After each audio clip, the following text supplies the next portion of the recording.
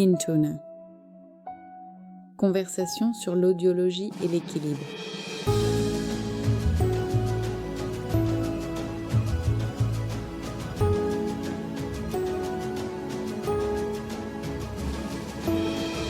Un podcast d'Inventis.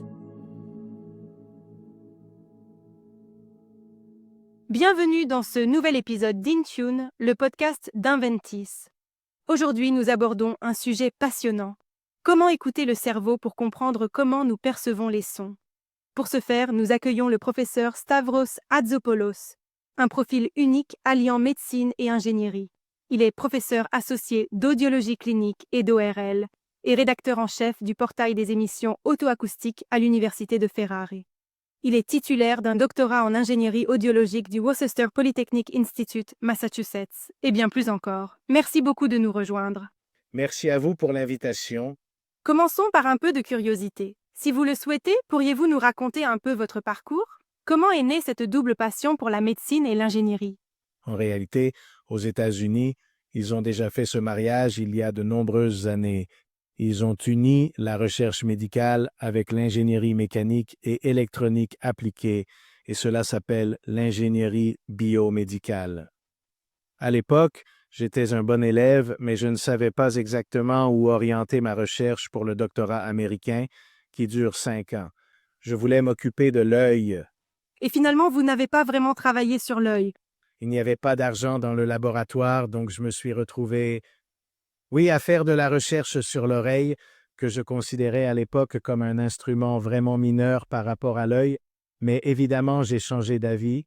Dans les années 90, j'ai totalement changé d'opinion sur le sujet. En fait, c'est même devenu un peu le protagoniste, l'oreille. Exactement. Qu'est-ce qui vous a poussé ensuite à vous intéresser précisément au potentiel évoqué auditif et en particulier au PEA? Pendant mon séjour aux États-Unis, j'ai eu l'occasion de rencontrer quelques sommités américaines qui effectuaient ce type d'enregistrement au niveau de l'électrophysiologie sur des modèles animaux qui m'intéressaient à l'époque. Ce qui était impressionnant, c'est que cela a été pratiquement un moment d'illumination dans la mesure où nous pouvions comprendre à l'avance et a posteriori ce qui se passait dans notre cerveau d'un point de vue électrique. La partie ingénieur en moi a pratiquement poussé le scientifique de l'audition que je suis aujourd'hui à dire, bon, c'est une méthode qui nous dit exactement comment se passe le post-traitement cochléaire. En d'autres termes, une fois que nous passons de la cochlée, ce qui se passe au niveau non cortical, mais au niveau cérébral, ce qui pour moi a été un tournant, c'était magnifique. Un coup de foudre. Un coup de foudre, nous parlons maintenant de la fin des années 1980. C'est à ce moment-là que cela s'est produit. À l'époque, les PEA n'en étaient pas à sa genèse, mais ce n'était pas encore une méthode totalement appliquée comme cela s'est produit dans les années 90 où il y a eu une véritable explosion avec les dépistages et d'autres belles avancées. Bien sûr. Et si tu devais expliquer l'examen PEA à quelqu'un qui n'est pas du domaine, en quoi consiste cet examen? Qu'est-ce qu'il nous permet de comprendre vraiment dans le détail? L'examen, c'est un peu comme ce qui se passe quand tu es dans ta voiture, que tu la démarres et que tu entends un bruit qui te fait comprendre que le moteur fonctionne. Alors, ce que nous devons savoir, c'est si le moteur fonctionne. Comment pouvons-nous le savoir? Évidemment, en prélevant l'activité de ce moteur, qui dans notre cas est notre cerveau, en recueillant son activité électroacoustique à partir de certains endroits spécifiques, on peut dire. Donc, en plaçant de petits transducteurs, que nous appelons électrodes, à des endroits particuliers, nous pouvons enregistrer comment l'activité électrique, on peut dire l'activité neuronale, les neurones qui sont activés ou non, évoluent, comment cette activation se déroule. Cette activation est très importante pour nous car elle nous donne une idée de la façon dont le cerveau crée la première phase de la scène acoustique, de comment il réagit. Donc d'abord, nous avons le décodage de tout dans notre oreille interne, que nous appelons la cochlée, mais ensuite, il faut comprendre ce qui se passe après. Avec les PEA, nous mettons la clé dans notre machine, nous tournons la clé et en réalisant l'examen, nous pouvons comprendre exactement. Évidemment, il n'y a pas de son que le cerveau émet à ce moment-là, mais il émet en fait certains motifs électriques très importants, répétitifs, stables à tous les âges, pour tous les sexes, des enfants aux personnes d'un certain âge, aux femmes enceintes.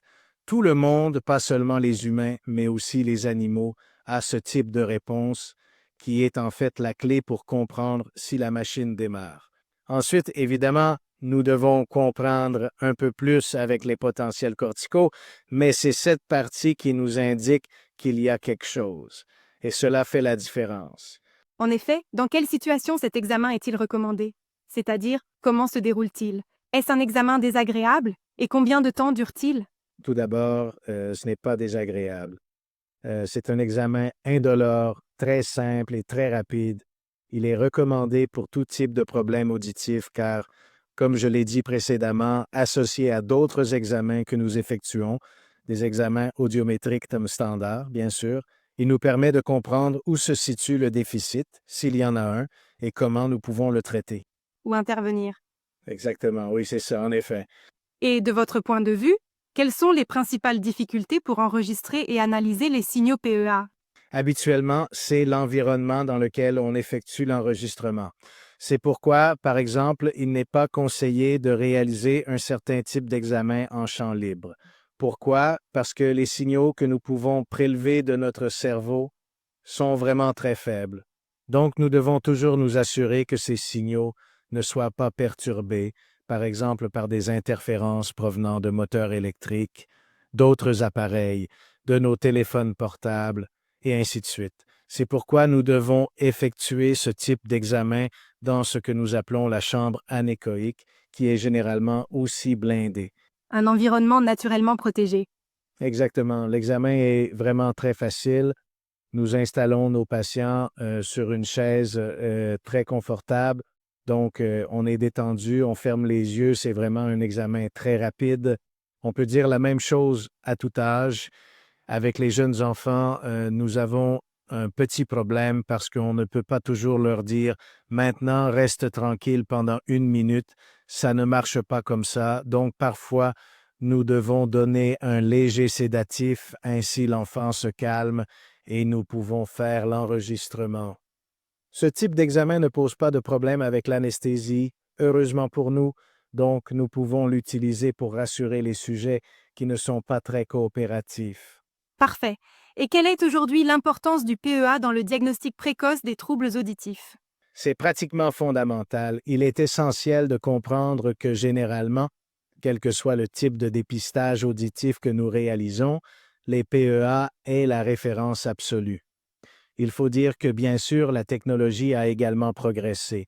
La méthode classique, où l'on vient en clinique, on place les électrodes, etc., a fonctionné et fonctionne encore aujourd'hui, mais il existe désormais des appareils beaucoup plus rapides qui permettent une évaluation, facilitent les tests automatiques que nous utilisons surtout chez les enfants et les nouveau-nés.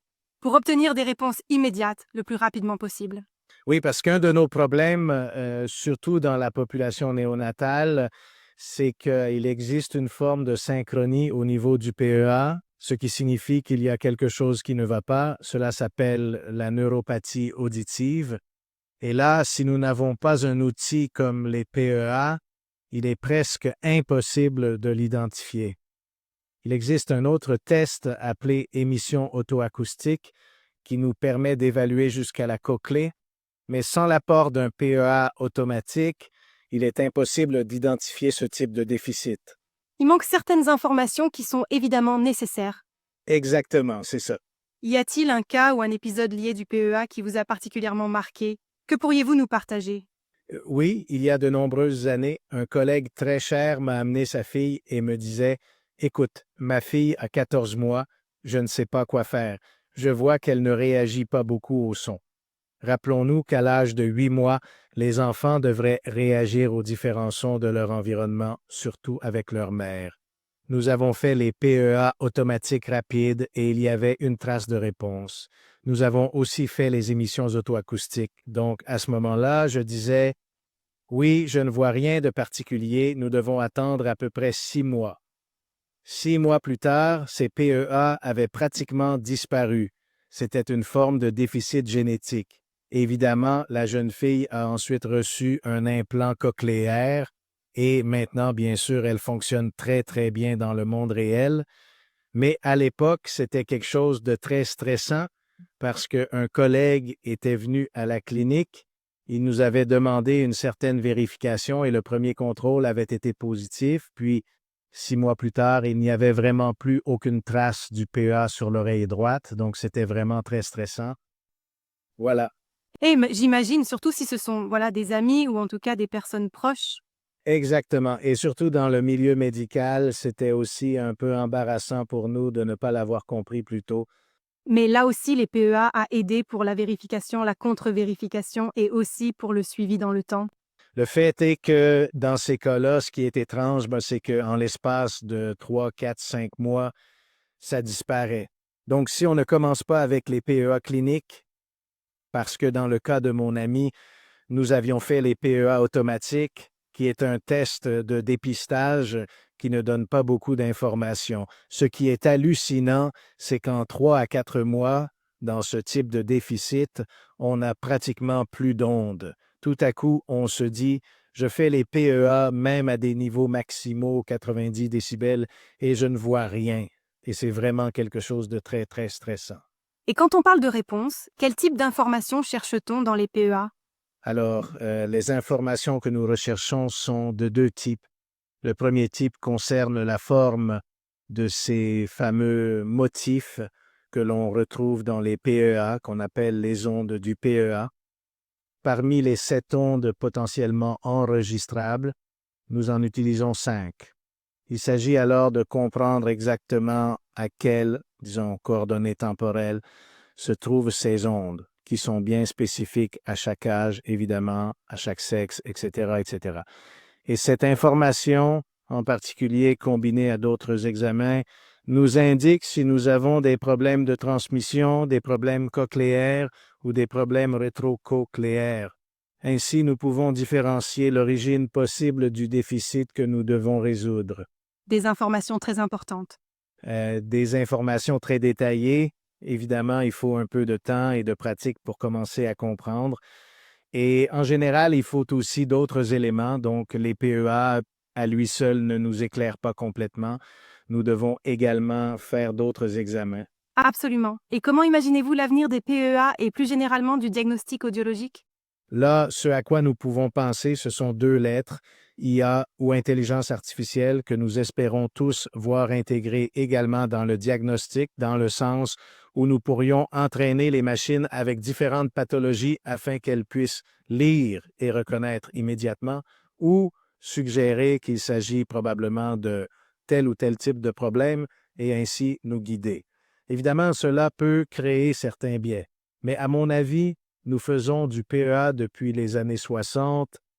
Nous avons un savoir-faire du point de vue professionnel. Je parle du secteur. Le savoir-faire est très élevé. Le point serait de savoir si, avec ce type de logiciel, nous pouvons obtenir des résultats en moins de temps. Donc, voir les choses beaucoup plus rapidement ou avoir des soupçons pour effectuer d'autres types d'examens sans perdre de temps. Le temps est fondamental. Surtout si l'on parle des cas rétrocochléaires, mais là, il y a beaucoup de doutes et généralement, par exemple, il était nécessaire de faire une IRM. Donc, on peut tout de suite comprendre que c'est une possibilité très importante et lancer immédiatement la demande pour un autre type d'examen plus détaillé d'imagerie, évidemment. Bien sûr, donc, vous attendez-vous à un avenir beaucoup plus technologique? Beaucoup plus technologique et avec énormément d'innovation au niveau logiciel. Absolument. Et donc, vous vivez déjà cela chaque jour et espère aussi continuer à améliorer cet avenir grâce à une collaboration entre la médecine et la technologie. Absolument, oui, oui, c'est vrai. Que dire? Un grand merci, professeur, de nous avoir fait découvrir le monde des PEA et comment la médecine et la technologie peuvent travailler ensemble. Nous espérons que cet épisode vous a intrigué et vous a fait comprendre à quel point il est important de prendre soin de son audition. Merci encore infiniment, professeur Stavros. Merci pour l'invitation. Merci beaucoup à vous. Merci à tous de nous avoir écoutés et à la prochaine.